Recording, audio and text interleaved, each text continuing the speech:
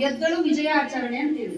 ನಿಜವಾಗ ಅವಾಗೆಲ್ಲ ರಾಕ್ಷಸರ ಸಂಹಾರ ಮಾಡ್ತಿದ್ರು ದೇವಾನು ದೇವತೆಗಳು. ಯಾಕಂದ್ರೆ ದೇವರಿಗೆ ಅಸುರರ ಜೊತೆ ಯುದ್ಧ ಪುರಾಣದೊಳಗೆ ನಾವು ನೋಡ್ಕೊಂತ ಬಂದೇವಿ. ಒಂದಲ್ಲ ಒಂದ್ ಅವತಾರದಾಗ ರಾಕ್ಷಸರು ಬರ್ತಾನಿದ್ರು. ಯಾರ ಜೊತೆ ಯುದ್ಧ? ದೇವರ ಜೊತೆನೆ ಯುದ್ಧ ಆಗ್ತಿದ್ರು. ರಾಕ್ಷಸರು ಮನುಷ್ಯರ ಜೊತೆಗಲ್ಲ. ರಾಕ್ಷಸರು ದೇವರು ಆ ಲೋಕದಾಗ ಜಗಳ ಆಡ್ತಿದ್ರು, ಪೃಥ್ವಿ ಮೇಲೂ ಜಗಳ ಆಡ್ತಿದ್ರು. ಅವ್ರದ್ದು ಯುದ್ಧ ಹೆಂಗ್ ನಡೀತಿತ್ತಂದ್ರ ದೇವಿ ಹೆಂಗ್ ಸಂಹಾರ ಮಾಡ್ಯಾಳ ಅಂದ್ರ ಆ ದೃಶ್ಯದ ವರ್ಣನೆ ಮಾಡಕ್ ಅದನ್ನ ನಮ್ಗೆ ಅನ್ಕೊಳಕ್ ಸಾಧ್ಯ ಇಲ್ಲ. ಆಕಾಶದಾಗ ಹೋಗಿ ಯುದ್ಧ ಮಾಡ್ಯಾಳಕ್ಕೆ ರಾಕ್ಷಸರ ಜೊತೆ. ಯಾಕಂದ್ರೆ ಅವನ ಬಲನೂ ಅಷ್ಟಿತ್ತು. ಯಾಕಂದ್ರೆ ಅವನು ಬ್ರಹ್ಮನನ್ನ ತಪಸ್ ಮಾಡಿ ವರ ಪಡೆದವನೇ. ರಾಕ್ಷಸರೆಲ್ಲರೂ ಅವರು ಸಾಮಾನ್ಯರಲ್ಲ. ಇವ್ರಿಬ್ರೊಳಗೆ ಯಾರು ಬೇರೆ ಅಲ್ಲ. ಒಂದೇ ಒಂದು ಗುಣ ಅವರಿಬ್ಬರನ್ನ ದೇವರನ್ನ ಮಾಡ್ತಿದ್ದ, ರಾಕ್ಷಸರನ್ನ ಮಾಡ್ತಿದ್ದ. ಏನಂತಂದ್ರೆ ದೈವತ್ವ, ಸಾತ್ವಿಕ ಗುಣ.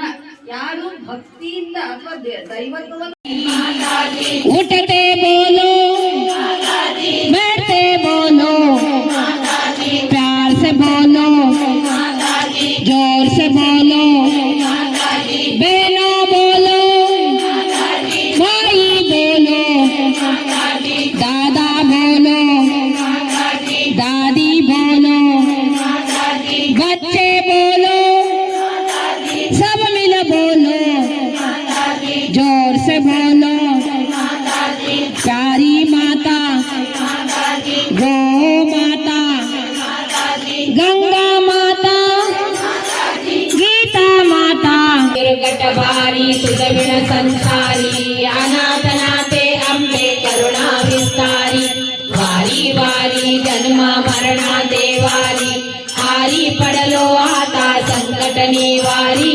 जय देवी जय देव, जय सुरवर ईश्वर वरदे तारिक संजीवनी.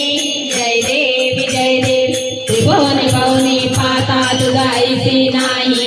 चारी परले परंतु ना बोले काही. साई विवाद करिता पडले प्रवाही. जय तो भक्ता लागी पावस लवलाही. जय देवी जय देव, जय देवी जय देवी, जय महिषासुर मर्दनी, सुरवर ईश्वर वरदे तारिक संजीवनी. जय देवी जय देव, प्रसन्न वदने प्रसन्न होसे निगदाशा. देशापासून तोडी तोडी भवपाशा. अंबे तुझ वाचून कोणपुर विलाशा. नरहर तल्लिನ ಸಾಲ ಪದ ಪಂಕಜಲೆ. ಅದು ಹೊರಗೆ ಬಂದು ಎಷ್ಟು ಕೊಡ್ಬೇಕಂದ್ರೆ ನಮ್ದು